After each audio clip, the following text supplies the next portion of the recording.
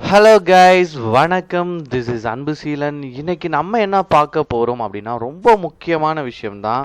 Share மார்க்கெட்டில் நார்மலாக பேச்சு வழக்கில் யூஸ் பண்ணுற டேம் என்ன அப்படிங்கிறது தான் பார்க்க போகிறோம்.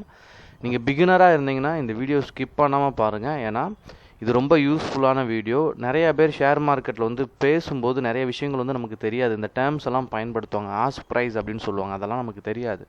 அதெல்லாம் எப்படி, அதெல்லாம் என்ன அப்படிங்கிறதா இந்த வீடியோ. இந்த வீடியோவை ஸ்கிப் பண்ணாமல் முழுமையாக பாருங்கள். எஜுகேஷன் பர்பஸ்க்காக என்னுடைய டெலகிராம் குரூப், வாட்ஸ்அப் குரூப்பில் இணையனும் விருப்பம் உள்ளவங்க டிஸ்கிரிப்ஷன் பாக்ஸில் லிங்க் கொடுத்துருக்கேன். அந்த லிங்க்கை பயன்பெற்று கொள்ளலாம். இப்போ நம்ம வீடியோக்குள்ளே போகலாம். இதில் முக்கியமாக வந்து ஷேர் மார்க்கெட் அப்படின்னு சொன்னாலே நிறைய பேர்த்துக்கு வந்து குழப்பம் இருக்கும். சரிங்களா? ஷேர் மார்க்கெட் அப்படின்னா நீங்கள் சிம்பிளாக 2-3 விஷயத்தை மட்டும் தெளிவாக புரிஞ்சுக்கணும். Share market is a market in which share of particular company are purchase and sold. அதாவது ஷேர் மார்க்கெட் அப்படிங்கும்போது அங்கே ஒரு வர்த்தகம் நடக்கும். எது அப்படின்னா, ஒரு ஷேரை வாங்கவோ விற்கவோ ஒரு வர்த்தகம் நடக்கல, அதுதான் வந்து ஷேர் மார்க்கெட். இந்த ஷேர் மார்க்கெட்டில் நீங்கள் ஷேர் வாங்குறீங்க அப்படின்னா நீங்களும் ஓனர் அப்படிங்கிறத வந்து மறந்துடக்கூடாது. அதாவது பார்ட் ஆஃப் ஓனர் அப்படின்னு சொல்லுவாங்க. நீங்கள் ஒரு ஷேரை வாங்கினீங்கன்னா கம்பெனி நஷ்டம் அடைஞ்சுது அப்படின்னா அது உங்களுக்கும் நஷ்டத்தை ஏற்படுத்தும். கம்பெனி திவால் ஆகிட்டுனா உங்களுக்கும் 0 தான் கிடைக்கும். அதனால் ஈக்குவிட்டியில் வாங்கும்போது நீங்களும் ஓனர். அதனால தான் நீங்கள் 51% நீங்கள் ஹோல்ட் பண்ணிட்டீங்க அப்படின்னா நீங்கள் கம்பெனியை ஆக்குப்பை பண்ணுற அளவுக்கு உங்களுக்கு அத்தாரிட்டி உண்டு. புல் மார்க்கெட் அப்படின்னா என்ன அப்படின்னா, மார்க்கெட் வந்து தொடர்ந்து வந்து பெர்ஃபார்ம் பண்ணும். எப்படி அப்படின்னா, மேலே ஏறிட்டே இருக்கும். இதை வந்து புல் மார்க்கெட் அப்படின்னு சொல்லுவாங்க. அப் ட்ரெண்ட் அப்படின்னு கூட சொல்லுவாங்க. சரிங்களா? அதனால் மார்க்கெட் தொடர்ச்சியாக மேலே ஏறிட்டு இருக்குது அப்படின்னா அது வந்து புல் மார்க்கெட். இரண்டாவது பார்க்கக்கூடியது என்ன அப்படின்னா, ask price. Ask price is a specific price at which you are looking to sell and share. அதாவது நீங்கள் நிறைய இடத்துல வந்து என்ன அப்படின்னா, நீங்கள் ஷேரை வந்து விற்கணும்னு நினைப்பீங்க. சரிங்களா? ஆனால் உங்களால் விற்க முடியாது. அப்போ என்ன பண்ணலாம் அப்படின்னா, ஒரு ஷேரை வந்து ஒருத்தர் வாங்குறதுக்கு வந்து ரெடியாக இருந்துட்டார். அதே மாதிரி அந்த ஷேரை வந்து அவர் வாங்கிட்டார். சரிங்களா? அதுக்கடுத்து அப்படி விற்க முடியாத சூழ்நிலையில் ஆஸ்க் ப்ரைஸை போய் நீங்கள் செக் பண்ணிங்கன்னா எவ்வளோவுக்கு கேட்குறாங்க அப்படிங்கிறத வந்து நீங்கள் தெரிஞ்சுக்கலாம். சரிங்களா? ஸோ தெரிஞ்சுட்டு அந்த ப்ரைஸுக்கு நீங்கள் கோட் பண்ணீங்க அப்படின்னா அந்த ப்ரைஸ் உங்களுக்கு கிடைக்கிறதுக்கான வாய்ப்பு அதிகம். ஆர்டர் அப்படின்னு சொல்லும்போது நீங்கள் ப்ளேஸ் பண்ணணும். அதாவது ஆர்டர் அப்படின்னா நீங்கள் ஷேரை வாங்குறது தான்.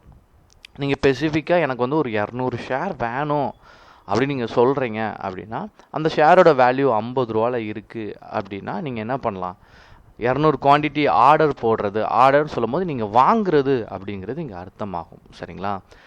ட்ரேடிங் வால்யூம் மூணாவது இதில் இருக்கிறதுல. Trading volume means the number of shares. நல்லா புரிஞ்சுக்கோங்க. வால்யூமை செக் பண்ணும்போது நிறைய பேர் சொல்லுவாங்க, நிறையா குழப்பம் இருக்கும். எவ்வளோ பேர் ஷேர் வாங்குறாங்க, இதில் வந்து ஒரு வால்யூம்னா ஒரு ஆள் அப்படின்லாம் சொல்லுவாங்க. அப்படியெல்லாம் கிடையாது. நம்பர் ஆஃப் ஷேர்ஸ், அதாவது எவ்வளோ ஷேர் வந்து வர்த்தகம் நடந்துக்கிட்டு இருக்குங்கிறது தான் உங்களுக்கு வால்யூமில் வந்து தெரியும்.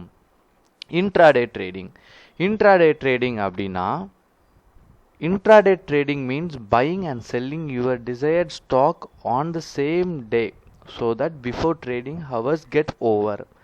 அதாவது இன்ட்ராடே அப்படின்னு நீங்கள் எடுத்துக்கிட்டீங்க அப்படின்னா அன்னைக்கே வாங்கி அந்த ஷேரை வந்து நீங்கள் அன்னைக்கே வந்து க்ளோஸ் பண்ணணும். இது ரொம்ப முக்கியமான விஷயம்.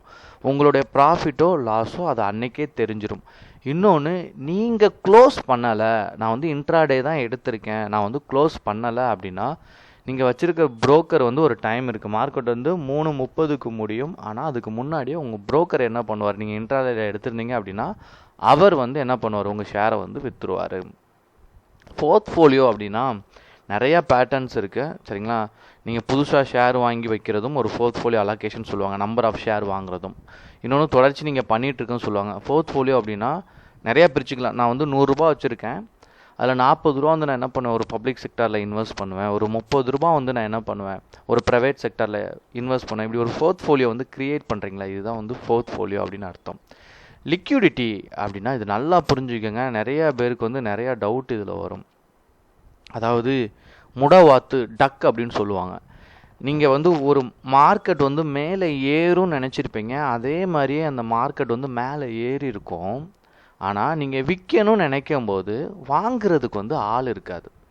சரிங்களா? நீங்கள் எப்படி வந்து லாபம் கிடைக்கும் நம்புறீங்களோ அதே மாதிரி எல்லா ஷேர் ஹோல்டரும் வாங்குற எல்லாருமே எல்லாம் என்ன நினச்சிருப்பாங்க அப்படின்னா, அது இன்னும் மேலே ஏறும்னு நினச்சிருப்பாங்க. அந்த தருணத்தில் உங்களால் விற்க முடியாது. சரிங்களா? அப்போது லிக்விடிட்டியை வந்து செக் பண்ணணும். ஏன் அப்படின்னா, ஒரு ஷேரை விற்கிறீங்க அப்படின்னா அது இமீடியட்டாக வாங்குறதுக்கும் ஆள் இருக்கணும்.